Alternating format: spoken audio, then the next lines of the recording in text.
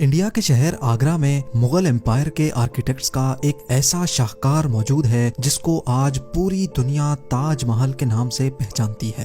42 ایکڑ پر پھیلا دور سے ہی چمکتا ہوا یہ مقبرہ جہاں اپنے اندر خوبصورتی کے باغیچے سجائے ہوئے ہے، وہیں اس کے اوپر غم اور اداسی کے کئی بادل ابھی تک منڈلا رہے ہیں۔ زیم ٹی وی کی ویڈیوز میں ایک بار پھر سے خوش آمدید۔ ناظرین، لگ بھگ 400 سال پہلے بنائی جانے والی یہ خوبصورت بلڈنگ جہاں اپنے دور کی سب سے بڑی اور سب سے شاندار بلڈنگ ہوا کرتی تھی، وہیں آج اس کو دنیا کا 7واں عجوبہ بھی مانا جاتا ہے۔ اس عالیشان اسٹرکچر کو بنانے میں 20,000 مزدوروں نے دن رات خون پسینہ بہایا، اور وہ بھی 1 یا 2 سالوں تک نہیں بلکہ پورے 22 سالوں تک۔ اگر آج کے دور میں اس کی قیمت کا اندازہ لگایا جائے تو سنگ مرمر کا یہ انمول مقبرہ حیرت انگیز طور پہ $1 بلین یعنی 7,500 کروڑ روپیوں سے بھی زیادہ مہنگا ہے، کیونکہ اس بلڈنگ میں مغل آرکیٹیکٹس نے اپنے ہنر کی کئی ایسی نشانیاں چھوڑی تھیں جن کی دنیا کے ٹاپ انجینئرز بھی آج تک تعریف کرتے ہیں۔ اس بلڈنگ کو ایسے ڈیزائن کیا گیا کہ جب مین گیٹ کے پیچھے سے اس کو دیکھا جاتا ہے تو یہ کافی بڑی لگتی ہے، لیکن جیسے ہی مین گیٹ کی طرف بڑھا جاتا ہے تو آٹومیٹیکلی اس کا سائز چھوٹا ہوتا جاتا ہے۔ دماغ کو چکرا دینے والی یہ کوئی پہلی ٹرک نہیں تھی جو مغل آرکیٹیکٹس نے استعمال کی ہو۔ اس کے گرد چاروں میناروں کو بالکل سیدھا کھڑا نہیں کیا گیا، بلکہ یہ مینار باہر کی طرف تھوڑا جھکے ہوئے ہیں، کیونکہ اگر ان کو سیدھا کھڑا کیا جاتا تو دور سے دیکھنے پر یہ اندر کی طرف جھکے ہوئے لگتے، جیسا کہ ان مسجدوں میں آپ دیکھ سکتے ہیں۔ ان میناروں کو باہر کی طرف جھکانے کا ایک اور ریزن بھی تھا، اور وہ یہ تھا کہ خطرناک ارتھ کوئک کی صورت میں اگر یہ مینار گرے بھی تو یہ باہر کی طرف گر کر تاج محل پر ایک آنچ بھی نہ آنے دے۔ لیکن آخر ماجرا کیا تھا کہ اس کو بنانے والے کسی صورت میں اس پر ایک خراش بھی برداشت نہیں کر سکتے تھے۔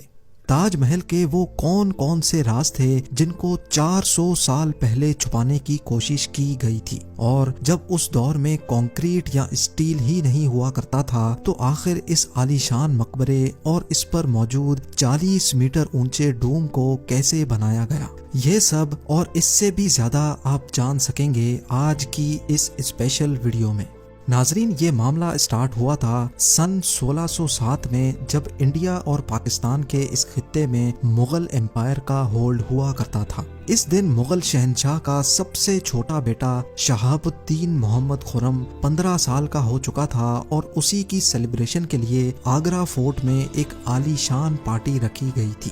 خرم مغل شہنشاہ کو سب سے زیادہ عزیز تھا، اسی وجہ سے اس کے ہر جنم دن پر اس کو ہیرے جواہرات اور سونے سے تولا جاتا تھا، یعنی جتنا وزن شہزادے خرم کا ہوتا تھا اتنا ہی خزانہ اس کے نام کر دیا جاتا تھا۔ لیکن اس جنم دن پر کچھ اور بھی خاص ہونے والا تھا۔ مغل شہنشاہ نے شہزادے خرم کی شادی اپنے ایک وکیل کی بیٹی کے ساتھ کر دی جس کو ممتاز محل کے نام سے جانا جاتا ہے۔ ممتاز اور خرم کو پہلے دن ہی ایک دوسرے سے بے انتہا محبت ہو چکی تھی، اور اس وقت یہ کسی کو بھی معلوم نہیں تھا کہ اس محبت کا بول بالا ہمیشہ کے لیے رہنے والا ہے۔ اگلے 10 سالوں تک شہزادے نے کئی جنگیں لڑیں اور ان میں بھرپور کامیابی بھی حاصل کی۔ اسی وجہ سے شہنشاہ نے خوش ہو کر ان کو شاہ جہاں کے لقب سے نوازا، جس کا مطلب ہے دنیا کا بادشاہ۔ شاہ جہاں کی ٹوٹل 6 بیویاں تھیں جو آگرہ فورٹ کے حرم میں ہی رہتی تھیں۔ ان 6 میں سے شاہ جہاں سب سے زیادہ محبت ممتاز سے کرتے تھے، اور یہی وجہ تھی کہ ان کا زیادہ تر وقت ممتاز محل کے ساتھ ہی گزرتا تھا۔ وقت تیزی سے گزرتا جا رہا تھا، اور 4 سالوں کے بعد یعنی 1621 میں مغل شہنشاہ اچانک چل بسے۔ شاہ جہاں جو پہلے ہی مغل امپائر میں خاصا فیمس ہو چکا تھا اور جو شہنشاہ کا چہیتا بیٹا بھی تھا، 1628 میں یعنی باپ کی موت کے 7 سالوں بعد اس نے شہنشاہ کی گدی سنبھال لی۔ پوری مغلیہ سلطنت اپنے نئے شہنشاہ سے بے حد خوش نظر آتی تھی۔ یہ وہ پیریڈ تھا جب مغل امپائر اپنے پورے عروج پر تھی، یعنی پورے انڈیا پاکستان کے ساتھ ساتھ افغانستان کے بھی کئی حصوں میں مغلیہ سلطنت کا راج ہوا کرتا تھا۔ سارے فیصلے شاہ جہاں خود کرتا تھا، جبکہ ممتاز محل پیچھے رہ کر شاہ جہاں کو مشورے دیا کرتی تھی۔ لیکن کسی کو بھی اس بات کا علم نہیں تھا کہ یہ خوشیاں عنقریب ماتم میں بدلنے والی ہیں۔ گدی سنبھالے ابھی 1 ہی سال گزرا تھا کہ ایک بار پھر سے مغل امپائر کو دشمنوں کا سامنا کرنا پڑا۔ اگلے 2 سال جنگ چلتی رہی اور شاہ جہاں کو اس جنگ میں بھی بھرپور کامیابی نصیب ہوئی، لیکن شاہ جہاں ابھی اس کامیابی کا جشن مناتے کہ ان کو ایک افسوسناک خبر سے آگاہ کیا گیا۔ ممتاز محل جو کہ شاہ جہاں کے 14ویں بچے کو جنم دے رہی تھی، اس کی حالت بگڑ گئی اور 17 جون سن 1631 کو وہ نہ چاہتے ہوئے بھی اس دنیا سے چل بسی۔ پوری مغلیہ سلطنت کا جشن دیکھتے ہی دیکھتے ماتم میں بدل گیا۔ یہ خبر جو شاہ جہاں پر آگ بن کر گری تھی، اس نے تو جیسے ان کی دنیا ہی ختم کر ڈالی۔ شاہ جہاں کی سب سے پہلی محبت اور ان کی سب سے عزیز بیوی ممتاز محل اس دنیا سے رخصت ہو چکی تھی۔ کہا جاتا ہے کہ اس غم کی پرچائی نے شاہ جہاں کو کالے اندھیروں میں دھکیل دیا تھا۔ اگلے 8 دنوں تک انہوں نے کچھ نہیں کھایا اور اگلے 2 سالوں تک نہ کوئی موسیقی سنی اور نہ ہی پرفیوم لگایا۔ ممتاز محل نے مرنے سے پہلے ایک آخری خواہش کی تھی۔ وہ چاہتی تھیں کہ ان کی قبر دنیا کے سب سے خوبصورت مقبرے میں بنائی جائے۔ اس ٹاسک کو اور ممتاز محل کی آخری خواہش کو پورا کرنے کے لیے شاہ جہاں نے اپنی ساری دولت اور پوری زندگی وقف کرنے کا ارادہ کر لیا۔ ممتاز کے گزرنے کے 6 ماہ بعد یعنی 1632 میں ہی تاج محل کی کنسٹرکشن کا کام شروع کر دیا گیا۔ قریب 20,000 سے بھی زیادہ مزدور، پتھر تراش اور کاریگروں کو پوری سلطنت سے اکٹھا کیا گیا۔ لشکروں کے لشکر شاہ جہاں کے حکم پر آگرہ بلوا لیے گئے تھے۔ کیونکہ ممتاز کی قبر یمنا ریور کے برابر میں موجود تھی، اسی وجہ سے اس جگہ پر دنیا کی سب سے خوبصورت بلڈنگ بنانا کافی مشکل ٹاسک تھا۔ ریور کے کنارے زمین کافی سافٹ ہوتی ہے اور اگر یہاں کھدائی کا کام کیا گیا تو پانی کا بہاؤ تاج محل کی فاؤنڈیشن کو بھی نقصان پہنچا سکتا تھا۔ اس مسئلے سے نمٹنے کے لیے مغل انجینئرز نے یہاں سب سے پہلے زمین کے اندر کئی کنویں کھدوانا شروع کیے۔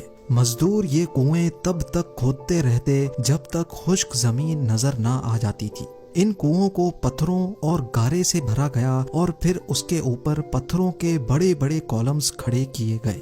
اس سارے کام کو انجام دینے کے لیے مزدوروں کے ساتھ ساتھ ہاتھیوں کی ایک بہت بڑی فوج کو بھی استعمال کیا گیا۔ مغل انجینئرز کی یہ ٹرک کام کر چکی تھی اور اب ایک ایسی مضبوط فاؤنڈیشن تیار تھی جو نرم زمین پر بھی فولاد بن کر کھڑی تھی۔ فاؤنڈیشن کے بعد اب باری تھی ایک ایسے بلڈنگ ڈیزائن کی جو آج سے پہلے کسی نے بھی نہ دیکھا ہو، ایک ایسا ڈیزائن جو پچھلے سارے ریکارڈ توڑ ڈالے۔ تاج محل کے ڈیزائن کا آئیڈیا شاہ جہاں نے اپنے باپ دادا کے مقبروں سے لیا تھا۔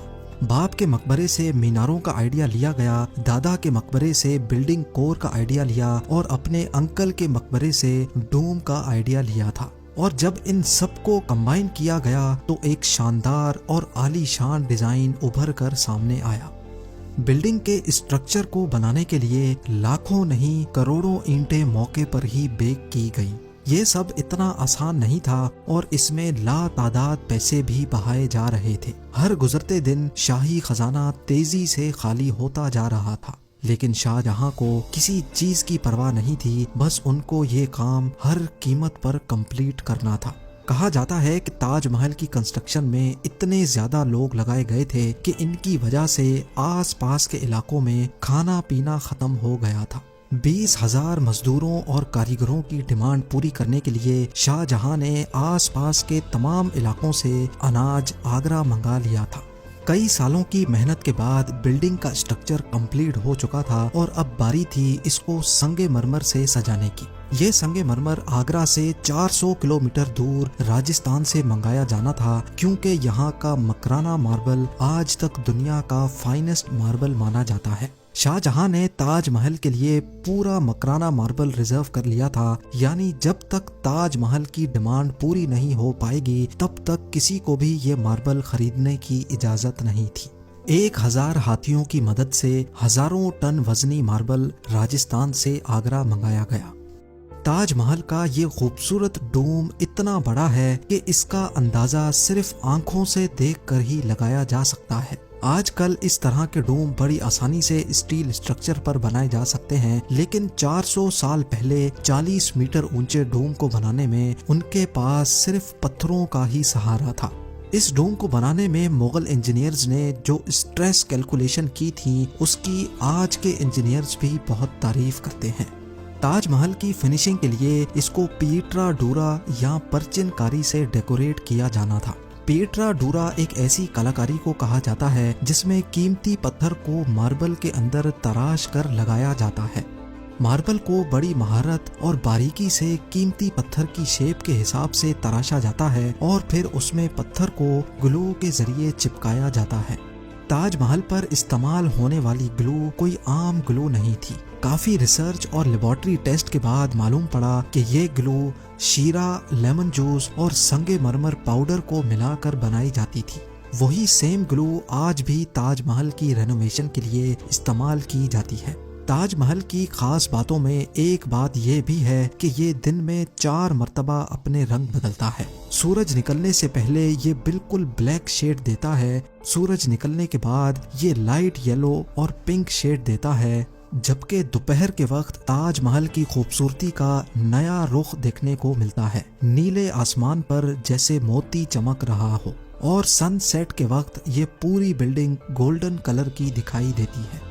پورے 22 سالوں کے بعد سن 1654 میں تاج محل کی کنسٹرکشن کا کام مکمل کر لیا گیا۔ شاہ جہاں اپنی بیگم کی یاد میں دنیا کا سب سے خوبصورت مقبرہ بنانے میں کامیاب ہو چکا تھا۔ شاہ جہاں نے اس عالی شان عمارت کا نام اپنی پسندیدہ بیوی کی یاد میں ہی رکھا۔ ممتاز محل سے اس کا نام تاج محل رکھ دیا گیا۔ ہر سال شاہ جہاں ممتاز کی برسی پر یمونا ریور کے ذریعے تاج محل پر جایا کرتے تھے۔ یہ تاج محل کی ایسی انٹرنس تھی جس کو صرف شاہی خاندان کے لیے ہی بنایا گیا تھا۔ اس انٹرنس کی دیواروں پر دلکش نقاشی کا کام کیا گیا تھا جو شاید صرف شاہی آنکھوں کے دیکھنے کے لیے ہی کیا گیا تھا۔ شاہ جہاں کا یہ مہنگا ترین پروجیکٹ کمپلیٹ تو ہو چکا تھا، لیکن اس نے مغلیہ سلطنت کو تباہی کے کنارے پر لا کھڑا کیا۔ 4 سالوں کے بعد یعنی 1658 میں شاہ جہاں اور ممتاز کے اپنے ہی بیٹے نے شاہی تخت الٹ دیا اور خود مغل امپائر کا شہنشاہ بن گیا۔ شاہ جہاں جو پچھلے 30 سالوں سے اس تخت پر راج کر رہے تھے، اس کو قیدی بنا کر آگرہ فورٹ میں ہی بند کر دیا گیا۔ صرف ایک فیسلٹی ایسی تھی جو شاہ جہاں کو دی گئی، اور وہ یہ تھی کہ جس کمرے میں اس کو بند کیا گیا تھا اس کی کھڑکی سے وہ تاج محل کو دیکھ سکتے تھے۔ 8 سال قید میں رہنے کے بعد 74 ایئرز کی ایج میں شاہ جہاں بھی اس دنیا کو الوداع کر گئے۔ شاہ جہاں کا اب ممتاز سے دوبارہ ملنے کا وقت آ چکا تھا اور ان کو تاج محل میں ہی دفن کر دیا گیا۔ امید ہے زیم ٹی وی کی یہ ویڈیو بھی آپ لوگ بھرپور لائک اور شیئر کریں گے۔ آپ لوگوں کے پیار بھرے کامنٹس کا بے حد شکریہ۔ ملتے ہیں اگلی شاندار ویڈیو میں۔